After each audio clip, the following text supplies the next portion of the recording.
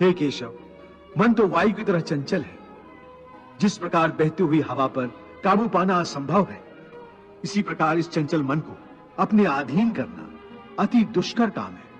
हे अर्जुन, तुम्हारा यह कहना सत्य है कि मन अति चंचल है।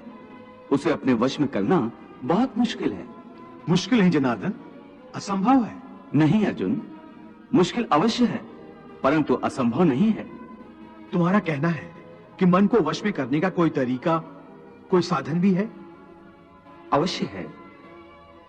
क्या है वो तरीका? हे अर्जुन, मनुष्य को मैं के घमंड की मदिरा पिलाकर मदहोश करने वाला पाखंडी केवल मन है। उसके हाथों में मोह माया का जाल है, जिसे वो मनुष्य की कामनाओं पर डालता रहता है और उसे अपने वश में करता रहता है।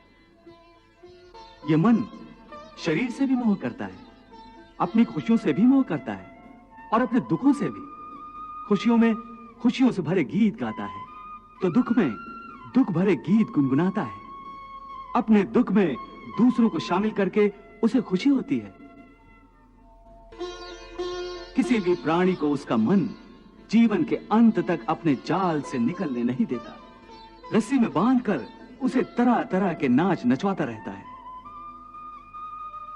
वो जीव को इतनी फुर्सत भी नहीं देता कि वो अपने अंतर में झांक कर अपनी आत्मा को पहचाने और आत्मा के अंदर जिस परमात्मा का प्रकाश है, उस परमात्मा का साक्षात्कार करे।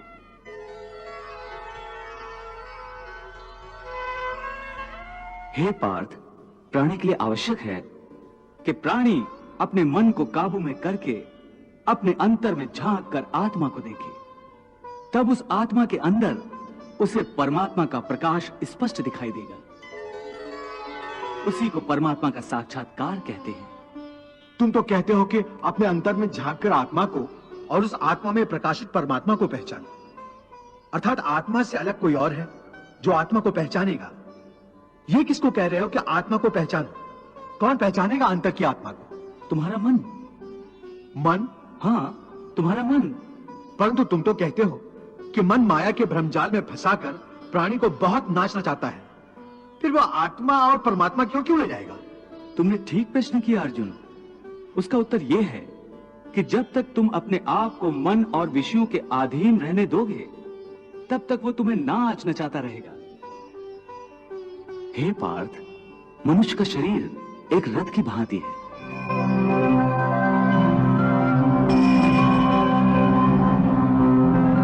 उस रथ के जो घोड़े हैं, उन्हें मनुष्य की इंद्रियां समझो, जैसे आंख,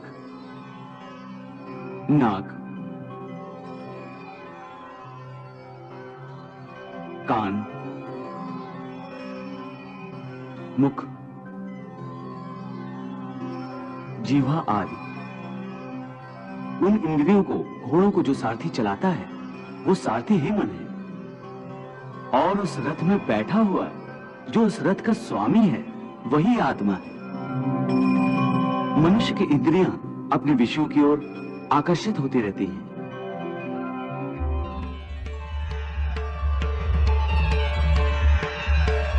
और उसका मन इंद्रियों को उनके विषयों की ओर ही दौड़ाता रहता है।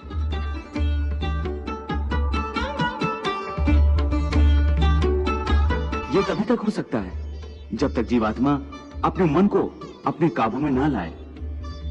जब तक मन काबू में नहीं आएगा, वो इंद्रियों को उनके विषयों की ओर ही दौड़ाता रहेगा। विषय उनको बुलाते हैं, इंद्रियां उनकी तरफ भागती हैं और मन जीवात्मा की परवाह किए बगैर रथ को उस ओर ले जाता है। परंतु जब तुम स्वयं मन के अधीन न रहकर मन को अपने अधीन कर लोगे, तो वही मन एक अच्छे सारथी की तरह तुम्हारे शरीर रूपी रथ को सीधे प्रभु के चरणों में ले जाएगा।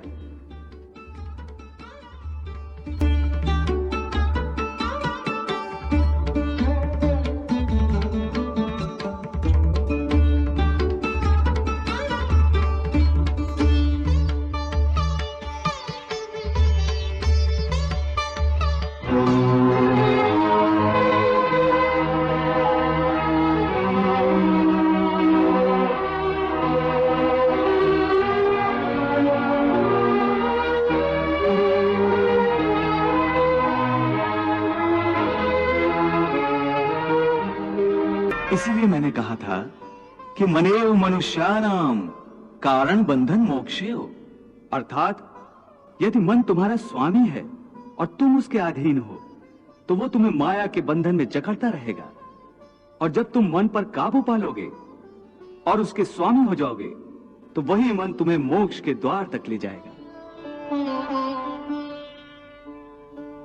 हे मधुसूदन, ये कहना तो बहुत आसान है कि तुम मन पर काबू पालो, मन के स्वामी बन जाओ, परंतु यही तो सबसे दुष्कर कार्य है।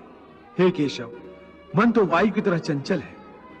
जिस प्रकार बहती हुई हवा पर काबू पाना असंभव है, इसी प्रकार इस चंचल मन को अपने अधीन करना अति दुष्कर काम है।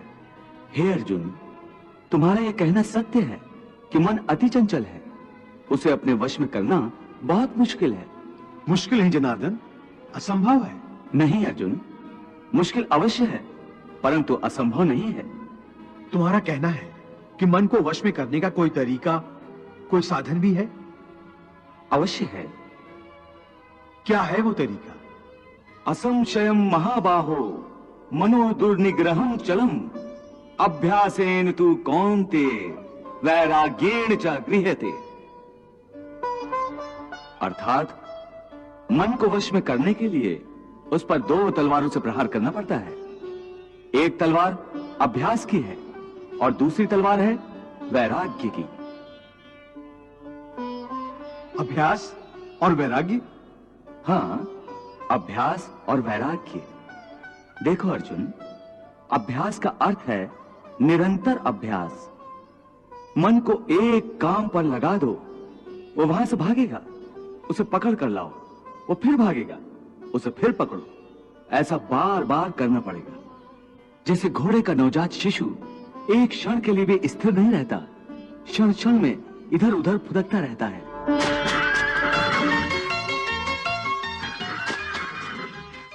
उसी प्रकार मन भी क्षण क्षण में इधर उधर फुदकता रहता है।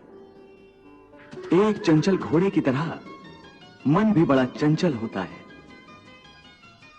और ऐसे चंचल मन को काबू करना उतना ही कठिन है जैसे किसी मुंहजोर घोड़े को काबू करना।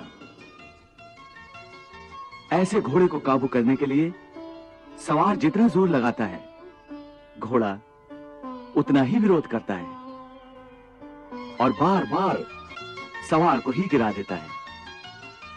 परंतु यदि सवार दृढ़ संकल्प हो तो अंत में वो सरकश घोड़े पर सवार हो जाता है।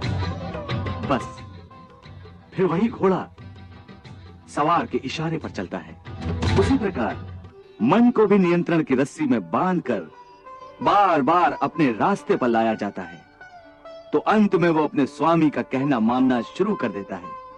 इसी को कहते हैं अभ्यास की तलवार चलाना। जब अभ्यास की तलवार से ही मन ठीक रास्ते पर आ जाए, फिर वह दूसरी वैराग्य की तलवार की क्या आवश्यकता है? उसकी आवश्यकता इसलिए है कि एक बार ठीक रास्ते पर आ जाने के बाद मन फिर से उल्टे रास्ते पर न चला जाए, क्योंकि उल्टे रास्ते पर इंद्रियों के विषय उसे सदा ही आकर्षित करते रहेंगे। मिथ्या, भोग, विलास और काम की तृष्णा उसे फिर अपनी ओर खींच सकती है। इसलिए मन को यह समझना जरूरी है कि वो सारे विषय भोग मिथ्या हैं, असार हैं, योग माया के द्वारा उत्पन्न होने वाले मोह का भ्रम है। मन जब इस सत्य को समझ लेगा तो उसे विषयों से मोह नहीं रहेगा, बल्कि उससे वैराग्य हो जाएगा।